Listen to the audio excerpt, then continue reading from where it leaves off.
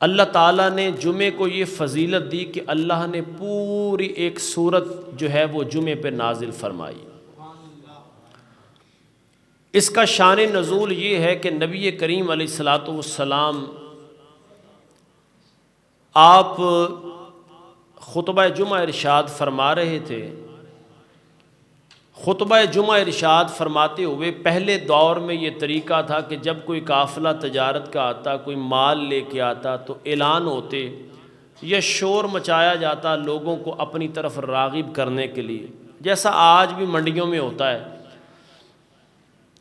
کہ کسی نے کو سودا صرف لینا ہے تو وہ آ جائے۔ حضور مسجد نبوی میں خطبہ جمعہ دے رہے تھے، ابھی یہ باہر شور ہوا تو لوگ اٹھ کے چلے گئے تجارت کے لیے، کاروبار سودا صرف اپنا لینے کے لیے۔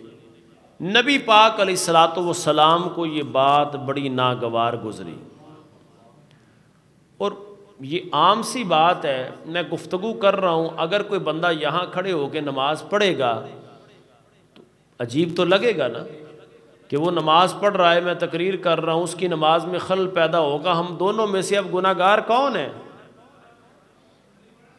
یا کوئی بندہ موبائل پہ گیم کھیلنا شروع ہو جائے یا وغیرہ وغیرہ اس طرح کے کام۔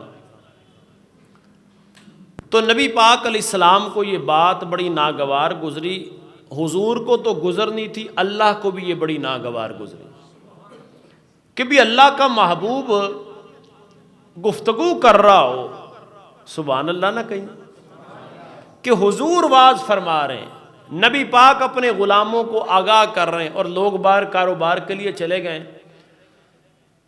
تمام صحابہ میں سے چند ایک احباب تشریف فرما رہے، 12 یا 14 صحابہ کرام موجود،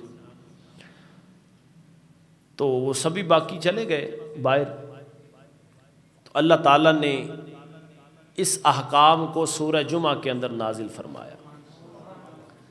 فرمایا اے ایمان والو، جب تمہیں جمعہ کے لیے بلایا جائے، جمعہ کے لیے بلایا جائے تو پھر کیا کرو؟ پھر صحیح کرو، یعنی تیزی سے چلو، اور اس دوران کوئی کاروبار کوئی تجارت نہیں کرنی۔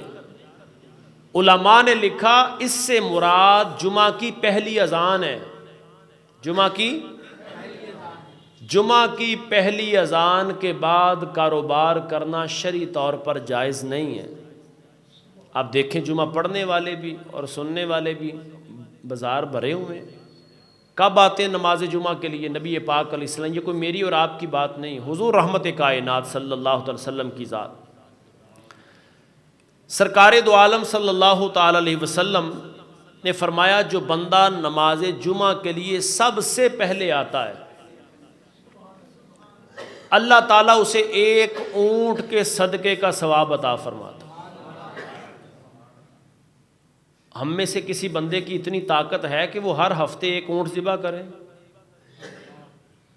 اس کو صدقہ کرے؟ محبوب کائنات نے فرمایا جو اس کے بعد آتا ہے اللہ تعالیٰ کی ذات اس کو ایک گائے کی صدقے کا ثواب دیتا ہے۔ فرمایا جو اس کے بعد آتا ہے اللہ اس کو ایک بکرے کے صدقے کا ثواب دیتا ہے۔ جو اس کے بعد آتا ہے اللہ تعالیٰ اس کو ایک مرغی کے صدقے کا ثواب دیتا ہے، اور جو اس کے بعد آتا ہے اللہ اس کو ایک انڈا صدقہ کرنے کا ثواب دیتا ہے۔ تو فرمایا جب امام منبر پر کھڑا ہو جائے خطبہ جمعہ دے، اس وقت جو فرشتے ہیں جو اللہ نے دروازوں پر معمور کیے ہوئے ہیں، یار جمعہ پڑھنے والے کی کتنی شان ہے کہ اللہ اس کے رستوں میں فرشتوں کو کھڑا کر دیتا ہے۔ مسجد کے دروازے پر فرشتے اس کی انٹری ڈالتے ہیں کہ فلاں بن فلاں جمعے کے وقت فلاں وقت آیا، فلاں بن فلاں فلاں وقت آیا۔ نبی رحمت نے فرمایا جب جمعے کے لیے امام خطبے کے لیے کھڑا ہو جاتا ہے تو فرشتے اپنے رجسٹر بند کر دیتے ہیں۔ اب وہ لوگ جو خطبے کے دوران آتے ہیں یا اس کے بعد آتے ہیں، ان کی انٹری ڈل گئی یا رجسٹر ہی بند ہو گیا۔ اس لیے جمعے کے لیے اہتماماً آنا، وقت پہ تشریف لانا۔ سب سے پہلے مسجد میں کون آئے گا جناب؟